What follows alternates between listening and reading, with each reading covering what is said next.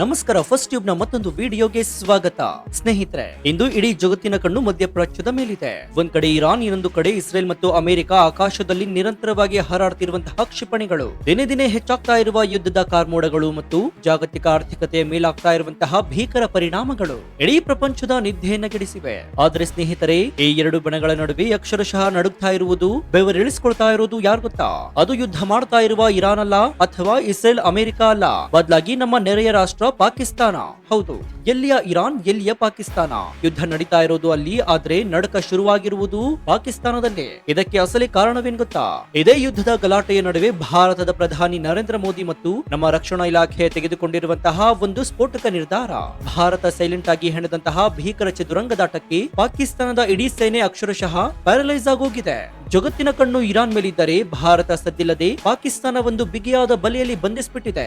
ಅಷ್ಟಕ್ಕೂ ಇರಾನ್ ಯುದ್ಧದ ನೆಪದಲ್ಲಿ ಭಾರತ ತೆಗೆದುಕೊಂಡಂತಹ ಆ ಕಠಿಣ ನಿರ್ಧಾರವಾದ್ರೂ ಏನು? ಅರಬ್ಬಿ ಸಮುದ್ರದಲ್ಲಿ ಭಾರತೀಯ ನೌಕಾಪಡೆ ಮಾಡಿರುವಂತಹ ಆ ಜಲದಿಗ್ಬಂಧನ ಪಾಕಿಸ್ತಾನದ ಆರ್ಥಿಕತೆಯನ್ನ ನಾಶ ಮಾಡಿದಾದ್ರೂ ಯಾಕೆ? ಇರಾನ್ ಜೊತೆಗಿನ ಚಾಬಹಾರ್ ಒಪ್ಪಂದದ ಮೂಲಕ ಭಾರತ ಪಾಕಿಸ್ತಾನಕ್ಕೆ ಜಾಗತಿಕವಾಗಿ ಬೈಪಾಸ್ ಮಾಡಿದಾದ್ರೂ ಹೇಗೆ? ಬನ್ನಿ ಇವತ್ತಿನ ಈ ಡೀಟೇಲ್ಡ್ ವಿಡಿಯೋದಲ್ಲಿ ಜಗತ್ತಿನ ಯಾವುದೇ ಟಿವಿ ಚಾನೆಲ್ಗಳು ನಿಮಗೆ ಇಷ್ಟು ಆಳವಾಗಿ ವಿವರಿಸಿದಂತಹ ಭಾರತದ ಜಾಗತಿಕ ಮಾಸ್ಟರ್ ಸ್ಟ್ರೋಕ್ ನ ಪ್ರತಿಯೊಂದು ಎಳೆಯನ್ನ ಎಳೆಯಾಗಿ ಬಿಚ್ಚಿಡೋಣ. ಈ ಮಾಹಿತಿನ ಪ್ರತಿಯೊಬ್ಬ ಭಾರತೀಯನು ತಿಳಿದುಕೊಳ್ಳಲೇಬೇಕು. ಹೀಗಾಗಿ ವಿಡಿಯೋವನ್ನ ಎಲ್ಲೂ ಸ್ಕಿಪ್ ಮಾಡದೆ ಕೊನೆವರೆಗೂ ನೋಡಿ. ಸೊ ವಿಡಿಯೋವನ್ನ ಶುರು ಮಾಡೋಣ. ಆದ್ರೆ ಅದಕ್ಕೂ ಮುನ್ನ, ಪ್ರಧಾನಿ ನರೇಂದ್ರ ಮೋದಿ ಅವರ ಸರ್ಕಾರ ಪಿಒಕೆಯನ್ನ ಮತ್ತೆ ಭಾರತಕ್ಕೆ ಸೇರಿಸಬೇಕಾ? ಹೌದು ಅಂತಾದ್ರೆ ಎಸ್ ಅಂತ ಕಮೆಂಟ್ ಮಾಡಿ, ಹಾಗೂ ವಿಡಿಯೋಗೆ ಲೈಕ್ ಕೊಡಿ. ಜೊತೆಗೆ ನರೇಂದ್ರ ಮೋದಿ ಅವರ ಸಾರಥ್ಯದಲ್ಲಿ ಭಾರತ ಬಲಿಷ್ಠವಾಗಿದೆ ಅಂತ ನಿಮ್ಗನ್ಸಿದ್ರೆ ಜೈ ಭಾರತ್ ಅಂತ ಕಮೆಂಟ್ ಮಾಡಿ.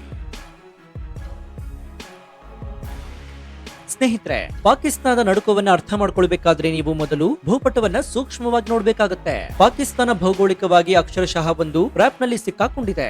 ಅದರ ಒಂದು ಕಡೆ ಇರಾನ್ ಬಾರ್ಡರ್ ಇದೆ, ಇನ್ನೊಂದು ಕಡೆ ಭಾರತದ ಗಡಿ ಇದೆ.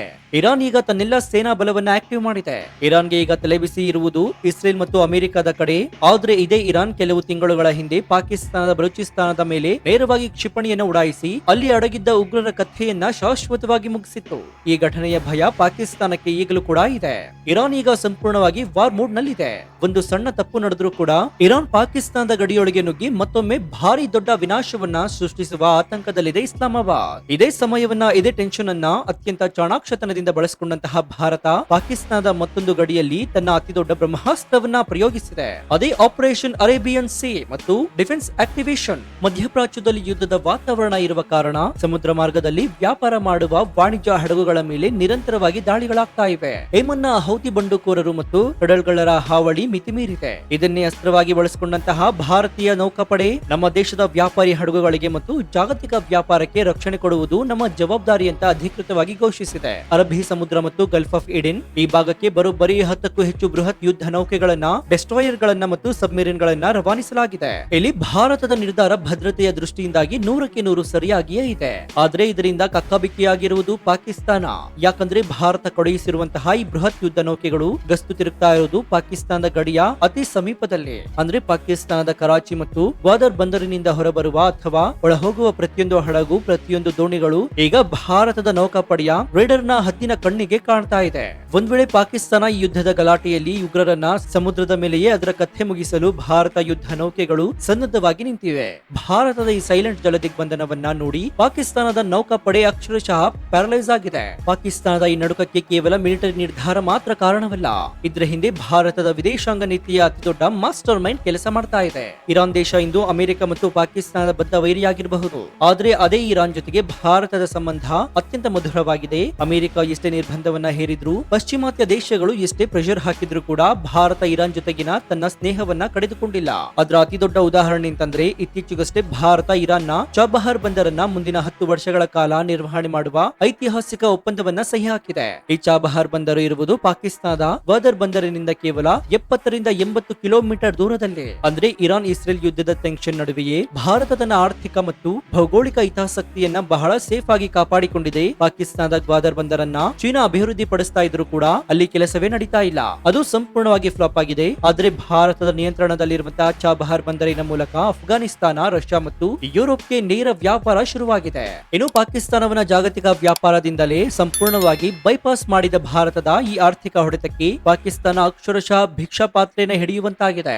ಇದೆಲ್ಲದರ ಜೊತೆಗೆ ಯುದ್ಧದ ಟೆನ್ಷನ್ ನೆಪದಲ್ಲಿ ಪಾಕಿಸ್ತಾನದ ಉಗ್ರರು ಏನಾದ್ರೂ ಕಾಶ್ಮೀರದ ಗಡಿಯೊಳಗೆ ನುಸುಳಲು ಪ್ರಯತ್ನಿಸಿದ್ರೆ ಅಥವಾ ಭಾರತದ ಮೇಲೆ ದಾಳಿ ಮಾಡಲು ಸಂಚು ರೂಪಿಸಿದ್ರೆ ಇದಕ್ಕೆ ಮೊದಲೇ ರೆಡಿಯಾಗಿರುವಂತಹ ಭಾರತೀಯ ಸೇನೆ ಪಾಕಿಸ್ತಾನದ ಗಡಿಯುದ್ದಕ್ಕೂ ಕೂಡ ತನ್ನ ಅತ್ಯಾಧುನಿಕ S-400 ಏರ್ ಡಿಫೆನ್ಸ್ ಸಿಸ್ಟಮ್ ಗಳನ್ನ ಆಕ್ಟಿವ್ ಮಾಡಿ ನಿಲ್ಲಿಸಿದೆ. ಬ್ರಹ್ಮೋಸ್ ಕ್ಷಿಪಣಿಗಳನ್ನ ಪಾಕಿಸ್ತಾನದತ್ತ ಮುಖ ಮಾಡಿ ಹೈ ಅಲರ್ಟ್ ನಲ್ಲಿ ನಿಲ್ಲಿಸಲಾಗಿದೆ. ಇದಷ್ಟೇ ಅಲ್ಲ, ಭಾರತದ ವಿದೇಶಾಂಗ ಸಚಿವ ಎಸ್ ಜೈಶಂಕರ್ ಅವರು ಜಾಗತಿಕ ವೇದಿಕೆಯಲ್ಲಿ ಬಹಳ ಸ್ಪಷ್ಟವಾಗಿ ಮತ್ತು ಖಡಕ್ ಆಗಿ ಹೇಳಿದ್ದಾರೆ, ಭಯೋತ್ಪಾದನೆಯ ವಿಚಾರದಲ್ಲಿ ಭಾರತದ ನಿಲುವು ಶೂನ್ಯ ಸಹಿಷ್ಣುತೆ. ಯಾವುದೇ ದೇಶ ಭಯೋತ್ಪಾದನೆಗೆ ಕುಮ್ಮಕ್ಕು ನೀಡಿದ್ರೆ ಅವರ ನೆಲದೊಳಗೆ ನುಗ್ಗಿ ಅವರ ಉಗ್ರರ ಕಥೆಯನ್ನು ಮುಗಿಸುವ ಹಕ್ಕು ಬಾಧಿತ ದೇಶಕ್ಕಿದೆ. ಈ ಹೇಳಿಕೆ ಇರಾನ್ಗೆ ಪರೋಕ್ಷವಾಗಿ ಬೆಂಬಲ ಕೊಟ್ಟಂತೆಯೂ ಆಗಿದೆ. ಯಾಕಂದ್ರೆ ಇರಾನ್ ಕೂಡ ಪಾಕಿಸ್ತಾನದ ಒಳಗೆ ನುಗ್ಗಿ ದಾಳಿ ಮಾಡಿತ್ತು. ಜೊತೆಗೆ ಪಾಕಿಸ್ತಾನಕ್ಕೆ ಕೊಟ್ಟಂತಹ ನೇರ ಮತ್ತು ಕಟ್ಟಕಡೆಯ ವಾರ್ನಿಂಗ್ ಕೂಡ ಆಗಿತ್ತು. ಅಂದ್ರೆ ಇರಾನ್ ಇಸ್ರೇಲ್ ಯುದ್ಧದ ನೆಪದಲ್ಲಿ ಪಾಕ್ ಏನಾದ್ರೂ ಬಾಲ ಬಿಚ್ಚಿದ್ರೆ ಅತ್ತ ಕಡೆಯಿಂದ ಇರಾನ್, ಇತ್ತ ಕಡೆಯಿಂದ ಭಾರತ, ಎರಡೂ ಕಡೆಯಿಂದ ಪಾಕಿಸ್ತಾನದ ಮೇಲೆ ಏಕಕಾಲದಲ್ಲಿ ಟೂ ಫ್ರಂಟ್ ವಾರ್ ಗ್ಯಾರಂಟಿ ಎನ್ನುವ ಸಂದೇಶವನ್ನ ಭಾರತ ಬಹಳ ಸ್ಪಷ್ಟವಾಗಿ ರವಾನಿಸಿದೆ. ಒಟ್ಟಾರೆಯಾಗಿ ಹೇಳೋದಾದ್ರೆ ಒಂದ್ ಕಾಲ ಇತ್ತು, ಪ್ರಪಂಚದ ಯಾವುದೋ ಮೂಲೆಯಲ್ಲಿ ಯುದ್ಧ ಶುರುವಾದ್ರೆ ಸಾಕು ಭಾರತದ ಆರ್ಥಿಕತೆ ನಡುತ್ತಾ ಇತ್ತು. ನಾವು ಬೇರೆ ದೇಶಗಳ ಸಹಾಯಕ್ಕಾಗಿ ಅಮೆರಿಕದ ಕೃಪೆಗಾಗಿ ಕೈ ಒಡ್ಡಿ ನಿಲ್ಬೇಕಾಗಿತ್ತು. ಆದ್ರೆ ಇಂದು ಭಾರತ ಬದಲಾಗಿದೆ. ಇದು ಪ್ರಧಾನಿ ನರೇಂದ್ರ ಮೋದಿ ಅವರ ನವ ಭಾರತ. ಮಧ್ಯಪ್ರಾಚ್ಯದಲ್ಲಿ ಯುದ್ಧ ನಡೀತಾ ಇದ್ರು ಕೂಡ ಭಾರತ ತನ್ನ ನೌಕಾಪಡೆಯನ್ನ ಕಳುಹಿಸಿ ಸಮುದ್ರವನ್ನ ಕಂಟ್ರೋಲ್ ಮಾಡ್ತಾ ಇದೆ. ತನ್ನ ಜಾಗತಿಕ ವ್ಯಾಪಾರವನ್ನ ವಿಸ್ತರಿಸ್ತಾ ಇದೆ. ತನ್ನ ಬದ್ಧ ವೈರಿಗಳಾಗಿರುವಂತಹ ಪಾಕಿಸ್ತಾನವನ್ನ ಅವರದ್ದೇ ಮನೆಯೊಳಗೆ ಬಂಧಿಸಿ ಬೆವರಳಿಸುವಂತೆ ಮಾಡಿದೆ. ಇದು ನಿಜಕ್ಕೂ ವಿಶ್ವಗುರುವಿನ ಗ್ಲೋಬಲ್ ಪವರ್ ನ ಲಕ್ಷಣ.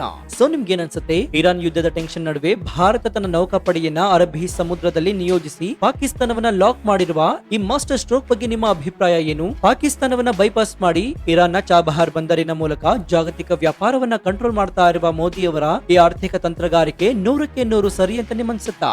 ಭಯೋತ್ಪಾದನೆಯ ವಿರುದ್ಧ ನುಗ್ಗಿ ಹೊಡೆಯುವ ಭಾರತದ ಹೊಸ ನೀತಿಗೆ ಪಾಕಿಸ್ತಾನದ ಕಥೆ ಶಾಶ್ವತವಾಗಿ ಮುಗಿಯುವ ಕಾಲ ಬಂದಿದ್ಯಾ? ನಿಮ್ಮ ಅತ್ಯಂತ ನಿಖರವಾದ ಲಾಜಿಕಲ್ ಮತ್ತು ಪ್ರಾಮಾಣಿಕ ಅನಿಸಿಕೆಗಳನ್ನ ಕಮೆಂಟ್ ಬಾಕ್ಸ್ ನಲ್ಲಿ ತಪ್ಪದೆ ತಿಳಿಸಿ ಮುಕ್ತವಾಗಿ ಚರ್ಚಿಸೋಣ. ಪಾಕಿಸ್ತಾನದ ನಡುಕ ಮತ್ತು ಭಾರತದ ಈ ಭಾರಿ ದೊಡ್ಡ ಜಾಗತಿಕ ಪವರ್ ಅನ್ನ ವಿವರಿಸುವ ಈ ಸ್ಫೋಟಕ ರಿಪೋರ್ಟ್ ಪ್ರತಿಯೊಬ್ಬ ಭಾರತೀಯನಿಗೂ ತಲುಪುವಂತೆ ಹೆಮ್ಮೆಯಿಂದ ವಿಡಿಯೋವನ್ನ ನಿಮ್ಮ ವಾಟ್ಸ್ಆಪ್ ಫೇಸ್ಬುಕ್ ಗ್ರೂಪ್ ಗಳಲ್ಲಿ ಮರೆಯದೆ ಶೇರ್ ಮಾಡಿ. ಇದೇ ರೀತಿ ರಾಷ್ಟ್ರೀಯ ಭದ್ರತೆ, ಜಾಗತಿಕ ಆರ್ಥಿಕತೆ, ಜಿಯೋ ಪೊಲಿಟಿಕ್ಸ್ ನ ನಿಷ್ಪಕ್ಷಪಾತ, ತ್ವರಿತ ಮತ್ತು ಅತ್ಯಂತ ಡೀಟೇಲ್ಡ್ ಆದ ರಿಪೋರ್ಟ್ ಗಳಿಗಾಗಿ ನಿಮ್ಮ ನೆಚ್ಚಿನ ಫಸ್ಟ್ ಟ್ಯೂಬ್ ಯೂಟ್ಯೂಬ್ ಚಾನೆಲ್ ಅನ್ನ ಈಗಲೇ ಸಬ್ಸ್ಕ್ರೈಬ್ ಮಾಡಿಕೊಂಡು ಪಕ್ಕದಲ್ಲಿರುವಂತಹ ಬೆಲ್ ಐಕಾನ್ ಅನ್ನ ಪ್ರೆಸ್ ಮಾಡಿ. ಇದರಿಂದ ನಾವು ಹಾಕುವ ಹೊಸ ವಿಡಿಯೋಗಳ ನೋಟಿಫಿಕೇಶನ್ ಮೊದಲು ನಿಮಗೆ ಸಿಗುತ್ತೆ. ಮತ್ತೊಂದು ಹೆಮ್ಮೆಯ ಮತ್ತು ಅಚ್ಚರಿಯ ವಿಡಿಯೋದೊಂದಿಗೆ ನಿಮ್ಮನ್ನ ಭೇಟಿ ಆಗ್ತೀನಿ. ಅಲ್ಲಿಯವರೆಗೂ ಎಚ್ಚರದಿಂದ ಇರಿ. ದೇಶ ವಿದೇಶದ ರಾಜಕಾರಣವನ್ನ ಗಮನಿಸ್ತಾನೆ ಇರಿ. ಇದಾಗಿತ್ತು ಈ ಕ್ಷಣದ ವಿಶೇಷ. ನೋಡ್ತಾ ಇರಿ ಫಸ್ಟ್ ಟ್ಯೂಬ್ ಕನ್ನಡ. ಧನ್ಯವಾದ.